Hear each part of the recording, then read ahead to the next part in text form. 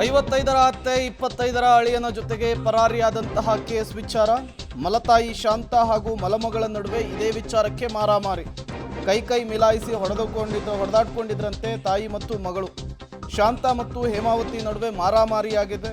ಚನ್ನಗಿರಿ ತಾಲೂಕಿನ ಮುದ್ದೇನಹಳ್ಳಿಯಲ್ಲಿ ಈ ಘಟನೆ ಆಗಿದೆ. ಹೇಮಾವತಿ ಕೈಗೆ ಗಾಯವಾಗಿದೆ. ಶಾಂತಾಳ ಕತ್ತು, ಎದೆ ಮತ್ತು ಬೆನ್ನಿಗೂ ಕೂಡ ಗಾಯವಾಗಿದೆ. ಚನ್ನಗಿರಿ ಸರ್ಕಾರಿ ಆಸ್ಪತ್ರೆಯಲ್ಲಿ ಇಬ್ಬರಿಗೂ ಕೂಡ ಚಿಕಿತ್ಸೆಯನ್ನ ಕೊಡಿಸಲಾಗ್ತಾ ಇದೆ. ಈ ಮೂಲಕ ಅತ್ತೆ ಜೊತೆ ಹೋಗಿದ್ದ ಅಳಿಯ ಪ್ರಕರಣಕ್ಕೆ ಹೊಸ ಟ್ವಿಸ್ಟ್ ಸಿಕ್ಕಿದೆ. ನಾನು ಯಾರ ಜೊತೆಗೂ ಹೋಗಿಲ್ಲ, ಊರಲ್ಲೇ ಇದ್ದೇನೆ ಅಂತ ಹೇಳಿ ಈಗ ಅತ್ತೆ ಹೇಳ್ತಾ ಇದ್ದಾರೆ. ಬಟ್ ಅಳಿಯ ಮಾತ್ರ ನಾಪತ್ತೆ ಆಗಿದ್ದಾನೆ. ಜನಗಳ ಸಾಲ ಕೊಡ್ಬೇಕಾಗತ್ತೆ ಅಂತ ಈ ತರ ಎಲ್ಲ ಮಾಡಿ ಹುಡುಗಿನೇ ಬೇಕಂತ ಕೈ ಕುತ್ಕೊಂಡ್ಬಂದು ಅಡ್ಮಿಟ್ ಆಗಿದ್ದಾಳೆ. ನನಗೂ ಹೊಡೆದು ಗಾಯ ಮಾಡಿ ನಾನು ಬಂದು ಅಡ್ಮಿಟ್ ಆಗಿದ್ದೀನಿ.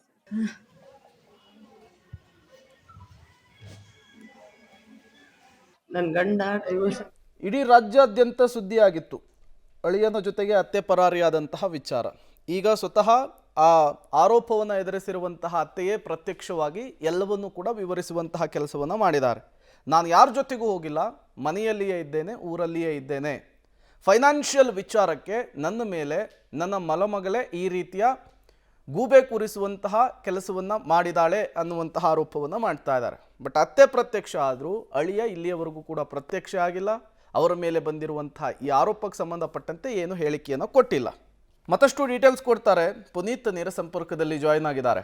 ಪುನೀತ್, ರಾಜ್ಯಾದ್ಯಂತ ಸುದ್ದಿಯಾಗಿತ್ತಿದು. ಈಗ ಆ ಪ್ರಕರಣಕ್ಕೆ ಟ್ವಿಸ್ಟ್ ಸಿಗ್ತಾ ಇದೆ. ಅತ್ತೆ ಹೇಳ್ತಾ ಇರುವಂಥದ್ದು ಇದೆಲ್ಲವೂ ಕೂಡ ಕಟ್ಟುಕತೆ, ಸುಳ್ಳು, ಫೈನಾನ್ಷಿಯಲ್ ವಿಚಾರಕ್ಕೆ ನನ್ನ ಮೇಲೆ ಈ ರೀತಿ ಗೂಬೆ ಕೂರಿಸಿದ್ದಾರೆ ಅಂತ ಹೇಳಿ. ನಿಜಕ್ಕೂ ಈ ಪ್ರಕರಣದಲ್ಲಿ ಏನಾಗ್ತಾ ಇದೆ ಅಂತ? ಖಂಡಿತವಾಗ್ಲೂ ಪ್ರೇಮ, ಏನು ಚನ್ನಗಿರಿ ತಾಲೂಕಿನ ಮುದ್ದೇನಹಳ್ಳಿ ಗ್ರಾಮದಲ್ಲಿ ಅಳಿಯನ ಜೊತೆ ಅತ್ತೆ ಪರಾರಿಯಾದಂತಹ ಪ್ರಕರಣಕ್ಕೆ ಸಂಬಂಧಿಸಿದಂತೆ ಈಗಾಗಲೇ ಅತ್ತೆ ನಾಪತ್ತೆಯಾದಂತಹ ಅತ್ತೆ ಶಾಂತ ಈಗ ಪ್ರತ್ಯಕ್ಷವಾಗಿ ನಾನು ಯಾರ ಜೊತೆ ಕೂಡ ಓಡೋಗಿಲ್ಲ, ಸಾಲದ ಕಾಟದಿಂದಾಗಿ ನಾನು ತವ್ರ ಮನೆಗೆ ಹೋಗಿದ್ದೆ ಮತ್ತು ಸಂಬಂಧಿಕರ ಮನೆಗೆ ಹೋಗಿದ್ದೆ ಅನ್ನುವಂತಹ ಮಾತನ್ನು ಕೂಡ ಹೇಳ್ತಾ ಇದ್ದಾರೆ. ಆದರೆ ಪ್ರಮುಖವಾಗಿ ಶಾಂತ ಹಾಗೂ ಗಣೇಶ್ ಇಬ್ಬರು ಕೂಡ ಓಡೋಗಿದ್ದಾರೆ ಅನ್ನುವಂತಹ ಆರೋಪವನ್ನು ಕೂಡ ಗಣೇಶ್ನ ಪತ್ನಿ ಹೇಮ ಮಾಡ್ತಾ ಇರುವಂಥದ್ದು. ಯಾಕಂತ ಹೇಳಿದ್ರೆ ಅವಳು ಶಾಂತ ಮಲತಾಯಿ ಆಗಿರುವಂಥ ಹಿನ್ನೆಲೆಯಲ್ಲಿ ಆಕೆ ಜೊತೆ ಮೊದಲಿಂದನೂ ಕೂಡ ಅಕ್ರಮ ಸಂಬಂಧ ಇತ್ತು.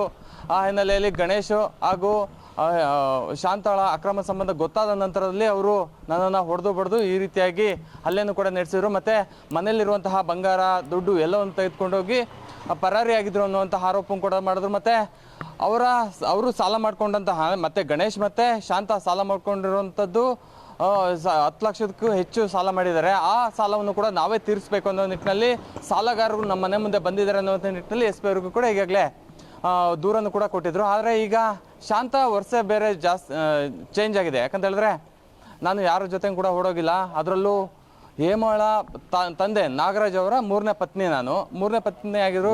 ಮೊದಲನೇ ಪತ್ನಿಯ ಮಗಳು ಹೇಮ. ಇದರಿಂದಾಗಿ ಅವಳ ತಂದೆ ಮತ್ತು ತಾಯಿಯನ್ನು ಹೊಂದು ಮಾಡೋದಕ್ಕೋಸ್ಕರ ನನಗೆ ಈ ರೀತಿಯಾದಂತಹ ಒಂದು ಕಿರುಕುಳವನ್ನು ಕೊಡ್ತಾ ಇದ್ದಾರೆ ಮತ್ತು ನನ್ನ ವಿರುದ್ಧ ಷಡ್ಯಂತ್ರವನ್ನು ಮಾಡ್ತಾ ಇದ್ದಾರೆ ಅನ್ನುವಂಥ ಆರೋಪ ಕೂಡ ಮಾಡ್ತಾ ಇರುವಂಥದ್ದು.